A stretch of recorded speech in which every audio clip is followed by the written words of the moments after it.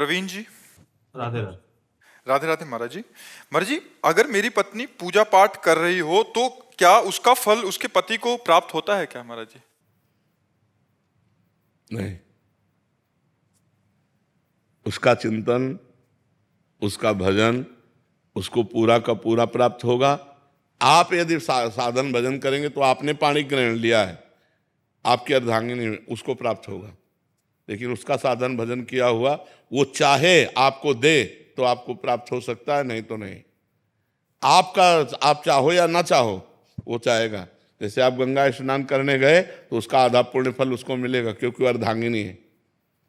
पाणी ग्रहण आपने किया, उसने थोड़ी आपका हाथ रखा है, आपने उसका हाथ पकड़ा है। तो पाणी ग्रहण किया है तो पति का किया हुआ धर्म पत्नी को मिलता है। लेकिन पत्नी जो स्वयं धर्म करती है वो चाहे तो पति को दे, नहीं तो स्वयं में वो परमात्मा प्राप्ति के लिए समर्थ हो सकती है। तो करना चाहिए आपको। पत्नी पूजा करती तो आप भी पूजा करो। भक्ति महाराज जी बहुत करते हैं, लेकिन भजन, आपका भजन सुनते हैं रात में नींद नहीं लगती है, 2-2 ढाई बज जाता है महाराज जी। भक्ति बहुत करते हैं यार, आज तक हम नहीं कह पाए भक्ति बहुत करते हैं। हमको भी संकोच लगता है कि अभी करते हैं महाराज जी, जितना हो पाता है उतना करते हैं, ड्यूटी के जितना समय निकाल पाते हैं। ये शब्द ठीक है, जितना हो पाता है उतना करते। बहुत करने में तो हम लोगों भी की हिम्मत नहीं इतना कह दें कि बहुत भक्ति करते हैं। आधा पत्नी ले जाती है ना। ना, खूब खूब नाम, भगवान का नाम जप करो। लेकिन रात में नींद नहीं लगती है महाराज जी। टेबलेट ले लो, नींद का टेबलेट ले लो, क्या करे बताओ। और उसके लिए तो डॉक्टर से बात कर लो कि आपको नींद नहीं आती। नींद ना आने का मतलब है शरीर का अधिक परिश्रम से युक्त ना होना, माइंड का अधिक परिश्रम से युक्त हो जाना। अगर शरीर का परिश्रम सही हो जाए और माइंड शांत रहे तो आराम से नींद आ जाए। अब शांत कैसे रहे? मनोराज्य यही सबका चलता रहता है। ये होने के बाद ऐसा हो जाएगा, इतना हो जाएगा, फिर ऐसे हो जाएगा, फिर ऐसा कर लेंगे, फिर वो भोग लेंगे, फिर कोई टेंशन वाली भी बात आ जाती है, प्रतिकूलता वाली। वही सब सोचते सोचते क्या होता है, मन अशांत हो जाता है। अशांतस्य कुतः सुखम, जो अशांत मन है उसमें सुख नहीं तो नींद कहाँ। तो शरीर उतना श्रमित नहीं होता जितना माइंड श्रमित हो जाता है। और माइंड को विश्राम दो और शरीर को श्रम से युक्त करो, तभी बात। और विश्राम भगवान के नाम रूप लीला धाम में मिलेगा।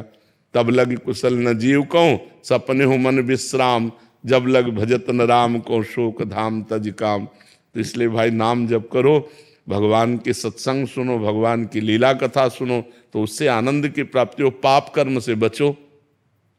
पाप कर्म जो जानते हो कि ये सब पाप कर्म है, उन पाप कर्मों से बचो। आजकल तो बहुत गंदी बातें चल गई हैं, बॉयफ्रेंड गर्लफ्रेंड, गंदी गंदी गंदी बातें, ये तो बहुत हानिकारक हो गई। ब्याह हो गया पति दूसरी से, पत्नी दूसरे से, ये सब बहुत गलत गलत बातें हो रही। और कितना सुंदर पति हो उसको अपने पति पर संतुष्टता नहीं, कितनी सुंदर पत्नी हो उसको अपनी पत्नी पर संतुष्टता नहीं।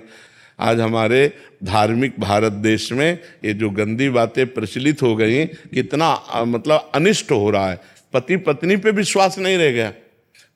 पतिवंचक पर पति रति करई, रौ नरक कल्प सत परई। जो अपने पति को त्याग कर दूसरे पुरुष से संभोग करती है वो करोड़ों कल्प तक रौ नरक में डाली जाती है। बहुत दुख मिलता है।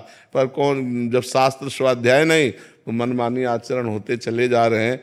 इसलिए पुरुष को भी चाहिए अपनी पत्नी के सिवा किसी की तरफ गंदी दृष्टि न करे।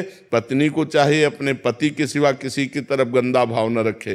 गंदी दृष्टि करने से पाप बनता है, और पाप अशांति, दुख, डिप्रेशन यही प्रदान करता है।